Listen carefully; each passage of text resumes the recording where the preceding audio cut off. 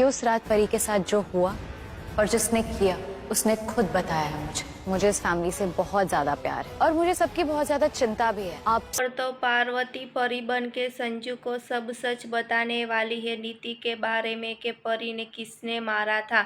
लेकिन यहाँ तो पार्टी में ऐसा होने वाला है कि नीति भी हार नहीं मानने वाली और नीति को भी सब सच पता चल जाने वाला है कि पार्वती वो परी है। जी हाँ, यहाँ तो ऐसा होने वाला है कि सबके सामने पार्वती बताने वाली है कि परी ने किसने मारा था। तब अचानक नीति ऐसी चाल बजाने वाली है कि यहाँ पर तो सब घर वाले बहुत गुस्से हो जाने वाले हैं पार्वती पर। जी हाँ दोस्तों, यहाँ तो सारी सच्चाई का भांडा फूटने वाला है। लेकिन यहाँ तो नीति भी हार नहीं मानने वाली, ऐसा होने देने वाली नहीं। जी हाँ, आगे शो में तो धमाकेदार ट्विस्ट मिलने वाला है। आगे देखने के लिए जुड़े रहे किरण सीरियल स्टोरी के साथ। सब्सक्राइब और कमेंट करके हमें ज़रूर बताना। फिलहाल लिए बस इतना सा।